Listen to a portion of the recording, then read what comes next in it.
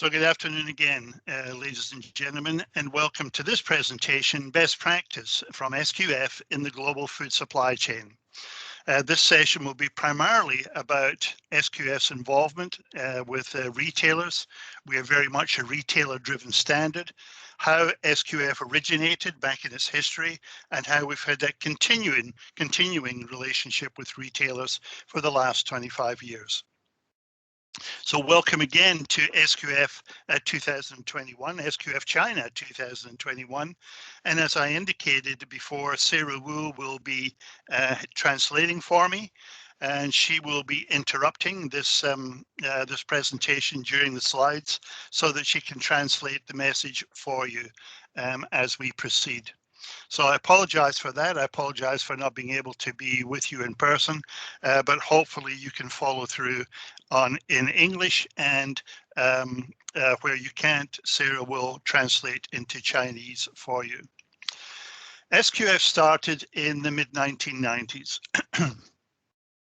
That was a catalyst period in food safety certification, in fact, in all management system certification. In the 1980s, food safety inspection was really about hygiene inspection, GMP inspection. Quality was largely in the food industry quality control, quality at the end of the process line, which can create wastage, as you know. And it wasn't until 1987 that management system certification came in with ISO 9000, the quality management system.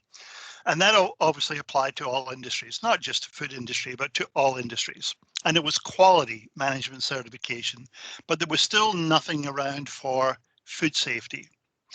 In 1995, SQF started. Then in 1997, what was then Europe Gap and became Global Gap was initiated as well. And in 1998, BRC.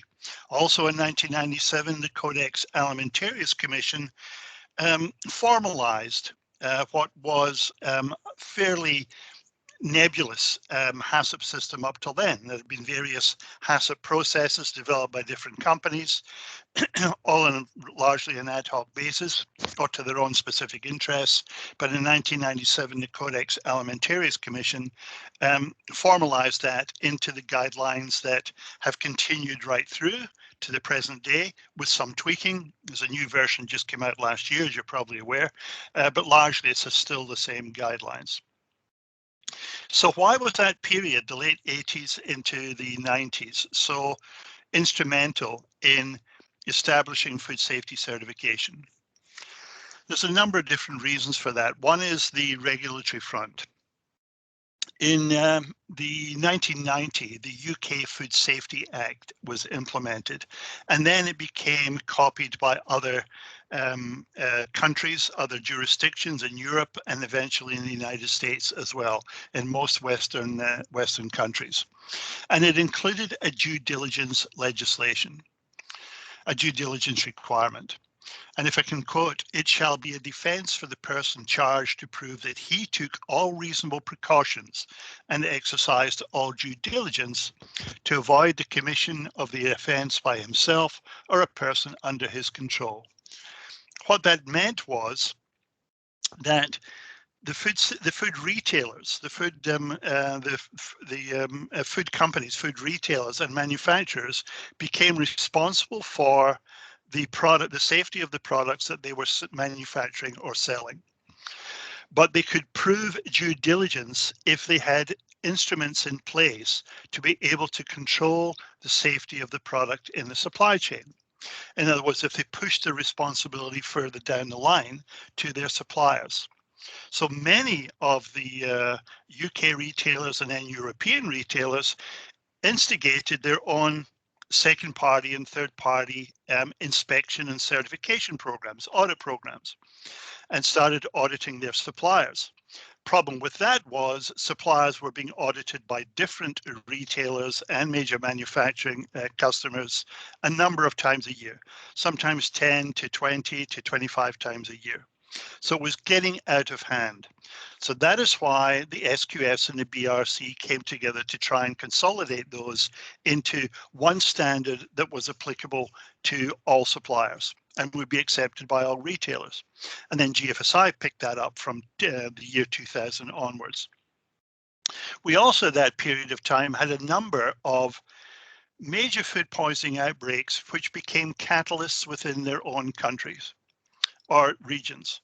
In 1993, the Jack in the Box E. coli outbreak in the United States became a catalyst for change, not only regulatory change in the US, but also change within industry itself. Here in Australia, we had a couple of major outbreaks. One was in Metwurst, again, E. coli variant in Metwurst, which caused the life of a number of customers and caused serious illness for other customers.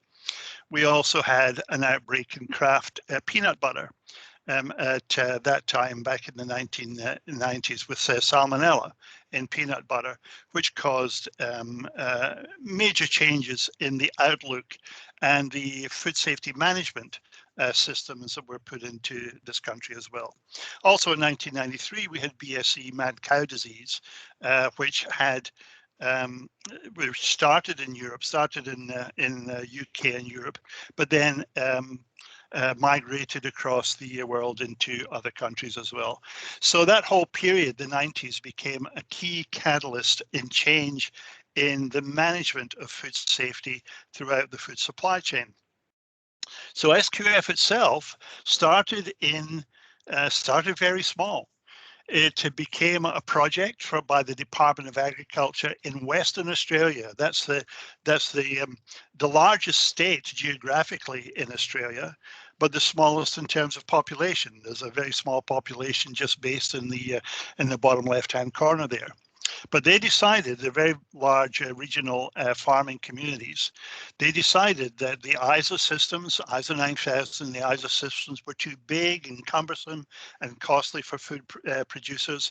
And although they focused on the management of quality, they didn't necessarily cover the requirements for food safety.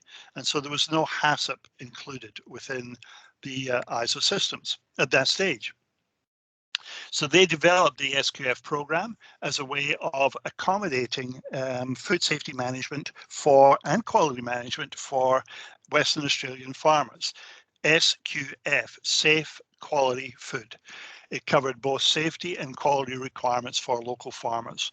It was researched with livestock and produce industries, so really all in primary production in 1994 and 1995, and then the rest is history. It migrated from Western Australia across to the rest of Australia, and then eventually moved overseas as well.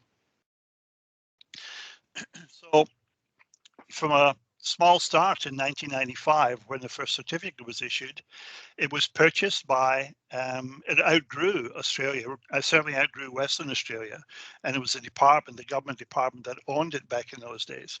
It outgrew them, and it was purchased by the Food Industry Association, or what was then known as the Food Marketing Institute, in 2003.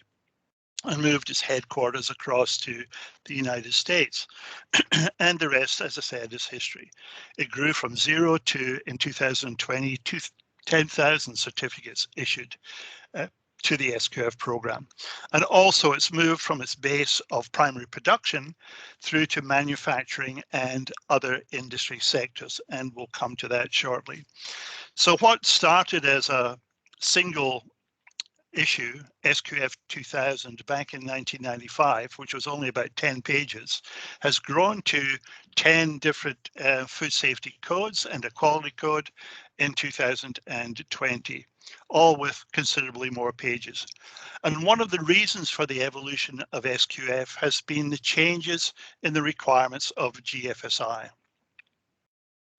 And this is really what has instigated the retailer base, the retailer driven direction of SQF and other GFSI benchmark schemes. GFSI has been around since 2000, since it was first thought of in 2000, and again was an attempt to try and consolidate and rationalize the number of food safety management standards that were impacting the supply chain. They still wanted food safety, they wanted consistency, they wanted scientific base, science-based, contemporary and rigorous requirements, but they wanted less food safety management systems imposed on the supply chain. SQF was one of the original 4 benchmark schemes, along with BRC, IFS, and something which was called Dutch HACCP. And all of them were retailer driven. At that stage, when it first started, GFSI was owned and managed by CIES, which was a retailer, a global retailer organization based in Paris, France.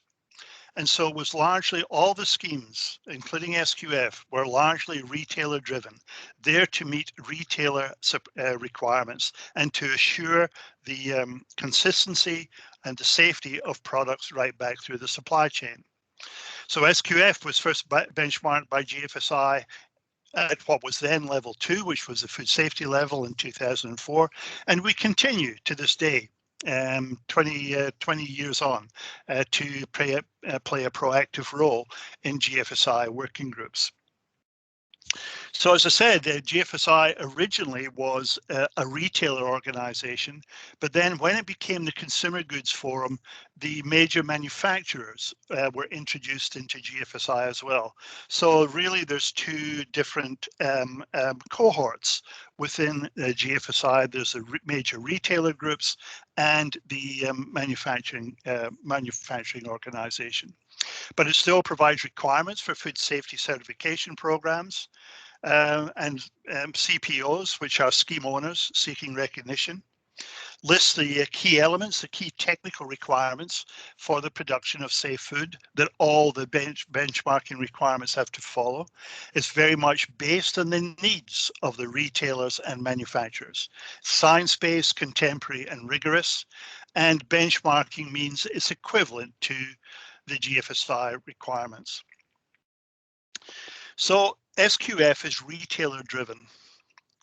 It is designed to meet the retailer requirements for safety and quality of products being supplied into retail supermarkets and retail outlets. This slide was shown to you earlier by our president, Gigi Vita, and Vice President Leanne Chaboff. But it bears repeating because it gives an indication of the number of retailers, these retailers and manufacturers. These are primarily US ones, apart from Aldi, down in the bottom right-hand corner. But it shows the drive that and the involvement that these organizations have had into the establishment of SQF programs and the continual update and updating the technical requirements for the SQF program. In Australia, we have two major retailers that take up about 80% of the market. Woolworths and Coles. Woolworths has 43% of the food retail market. Coles has 37%. They're also involved in other outlets. They do liquor outlets, consumables, etc. But just in the food retail section, combined, they take up 80%. They're now starting to be challenged by Aldi, the German supermarket chain, offering discount products. IGA, the Independent Grocery Alliance, which is owned by the South African organization Medcash, and now by Costco Wholesale, who came into the market some, I guess 10 years ago now, and are starting to make serious inroads into that market. But between them, Woolworths and Coles still have 80% of that market. Now, Woolworths and Coles both have supplier programs that require a certain standard of safety and quality for supplies into their food retail outlets. And both of them use GFSI benchmark standards. In Australia, there's only 3 or 4 GFSI benchmark standards available, and SQF predominates. because of our start in Australia, and because we were here first, and because we still dominate the market. For most of the suppliers into Woolworths and Coles, SQF predominates. And in fact, Aldi and Costco both also require GFSI benchmark standards, and SQF predominates in that area as well. The Woolworths has its supplier excellence program. And suppliers need to be invited to join that program, and they need to join that program to be suppliers into Woolworths supermarkets, Woolworths food supermarkets. They have 3 levels within that supplier excellence program, and level 1, the first level, the foundation level, is a GFSI benchmark standard. So the business needs to be audited and certified to a GFSI benchmark standard to meet the level 1 of the Woolworths Supplier Excellence Program. And again, they will accept 2 or 3 of the GFSI benchmark standards, but SQF predominates because it has the largest group of certified sites in this market. Coles also has a what they call a Coles brand supplier program. They also have, as is indicated in this page, a Quality Academy, where they train suppliers, particularly the technical and quality people within the suppliers, on the requirements for Coles specifications, for food safety, for quality into the Coles supermarkets. They will accept 4 GFSI benchmark standards: SQF, BRC Global Standards for Food, the Global Gap, and Fresh Care in the primary sector. So again, because SQF has got more certificates than any of the other standards here in Australia, then we tend to predominate in that area as well. But I guess the best case study, the most interesting case study, comes from Japan, from Aeon. Aeon, as you know, is a major retailer in Japan, not only in Japan, but right throughout Eastern Asia, in Vietnam, Malaysia, Cambodia, etc. There's a lot of Aeon retailers. They have 19,000 stores right throughout the region, with 3.6 billion customers in 14 countries across Asia. And so they contribute a lot to the economies, and food safety is a primary concern of those. I can share this with you because it was presented by Aeon at the SQF Global Conference in October last year. And it's an interesting case study on the need to build consumer trust in the meat supply chain. And that goes right back to the late 90s, early 2000s in Japan, where there was a distinct lack of trust by consumers in the meat supply chain, not only from Aeon, but from other providers as well. There was a mass food poisoning incident due to 0157 contamination of milk in 1996, not directly a meat supply chain, but associated with meat supply chain. There were outbreaks of foot and mouth disease, of bird flu, of classical swine fever. There was a BSE case in Japan, a number of them, but starting in 2001. And also, again, not from Aeon, but from other providers, there was examples of radioactive limits in meat being exceeded in 2011. So Aeon decided to build a strategy to increase consumer trust and to build back the confidence of the market in meat products. This is beef, pork, and poultry products. So it was across 4 premises. One is customers have a right to be informed with correct information.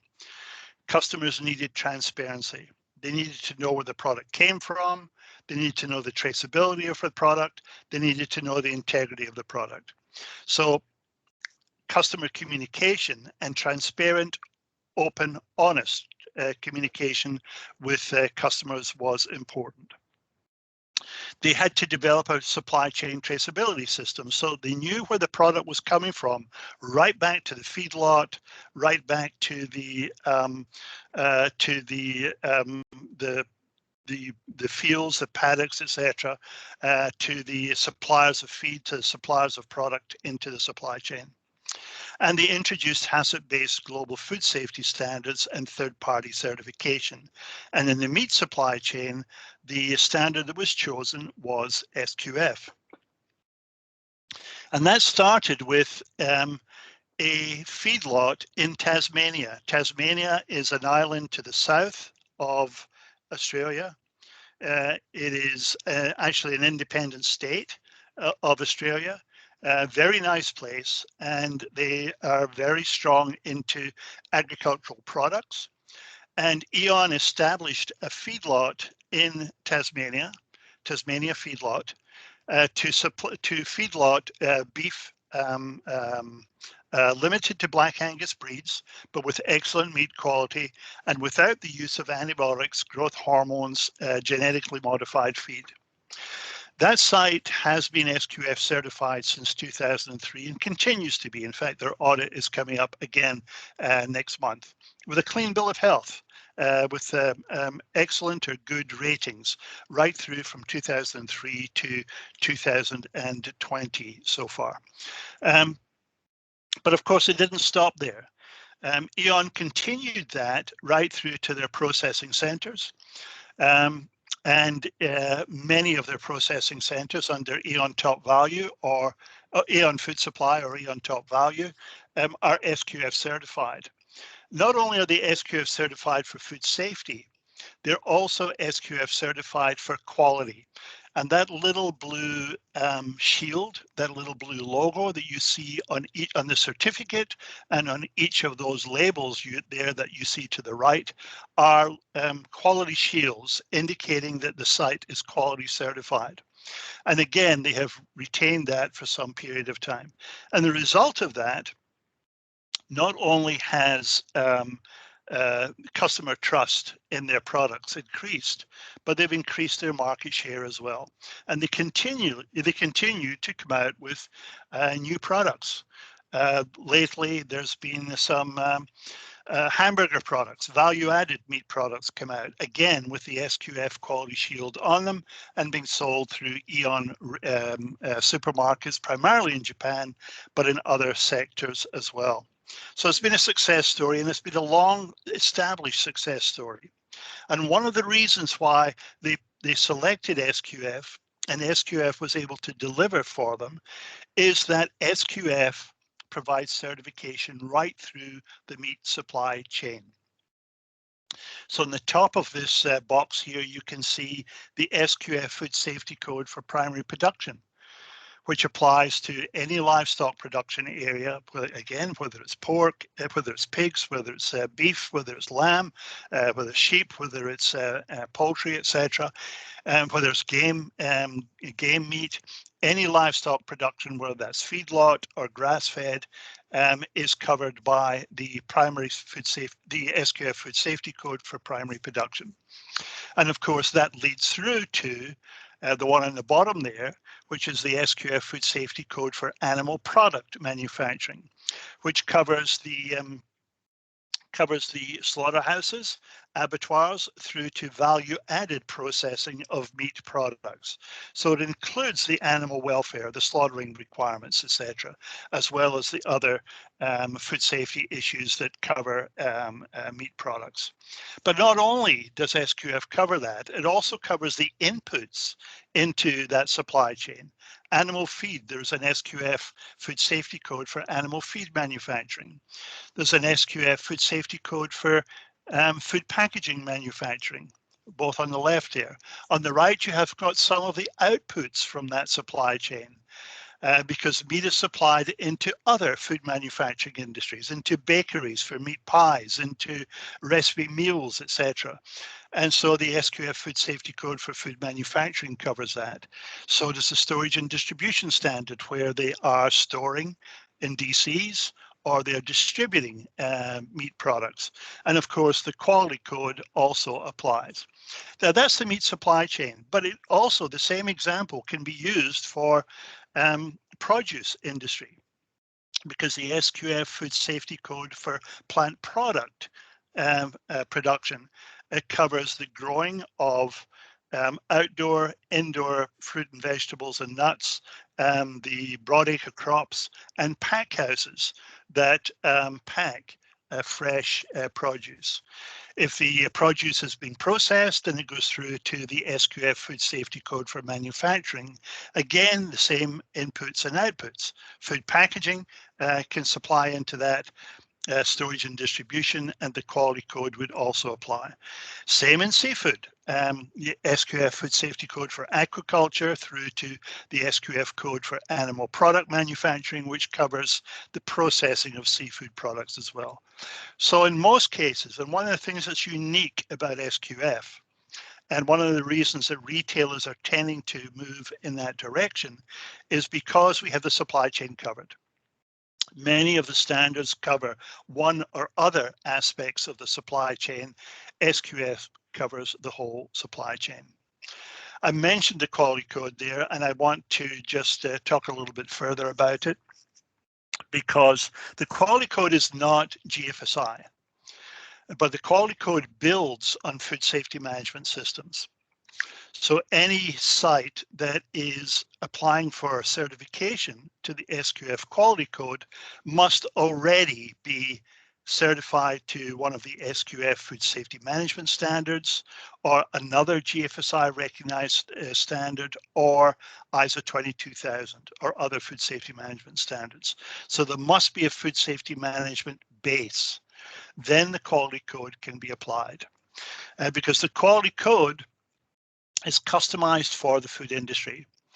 It relies on the understanding of process control, product specifications, meeting customer requirements within the food industry.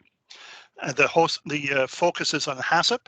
HACCP is used as a means to identify and control quality threats. It also focuses on process control within the site to reduce waste and losses within the site and minimize costs. So the focus is on consistently meeting customer requirements and on reducing process costs through process control. But the site must remain certified to the SQF Food Safety Code or to other food safety management standards. So as was indicated right at the beginning, I think our Vice President Technical, Leanne Chuboff, mentioned this right at the start, but it's worth repeating, that the SQF codes edition 9 were published in October last year and are implemented on May 24th. So every certification or recertification audit on or after May 24th will be to edition 9. So if you're starting along the SQF journey now, it is worthwhile considering edition 9 rather than one of the earlier editions, because by the time you get to the audit, we will be past May 24th. So that applies to all the manufacturing codes at the top there: food manufacturing, animal feed manufacturing, pet food manufacturing, animal product manufacturing, and a new standard for dietary supplements, which would come under not just the food regulations within the country, but any therapeutic good legislation within the country. Bottom left there, you have the three primary codes: primary animal production, primary plant production, primary aquaculture. And then you have, of course, the food packaging code, storage and distribution code, and the quality code.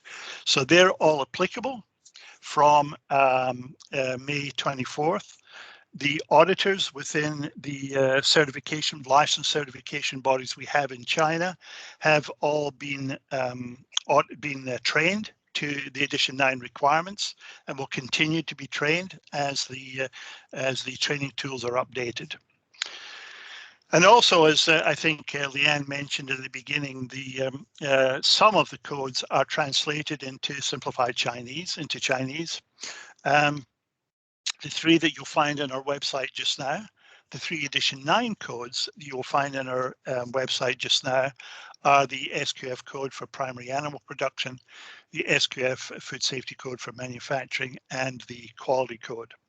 And you can access them at sqfi.com by clicking on the Chinese tab, and then it will take you to the codes in Chinese, both the 8.1 codes and the edition 9 codes. Or you can use that link on the bottom there to access them. I should also point out that we do have other codes. We have a code for food catering and one for food retail. They have not been updated to edition 9. They're still at edition 8.1, but they're also there and available for sites that are into food catering or food retail and require food safety certification. So thank you for listening. Thank you for following me. I hope this has made sense and you've gained some information that you can use to help you on your quality and food safety journey. If you do have any questions, please contact either Sarah or myself. Sarah's email address is there on the left, swu@sqfi.com, or I believe she also has a WeChat account if you want to contact her that way. Or if your question is in English, then you can contact me at McBride@sqfi.com. So thank you for your time. Thank you for your listening. And if you do have any questions, then Sarah will either be able to answer them or we'll take them on board and we will get back to you shortly. Thank you for your time.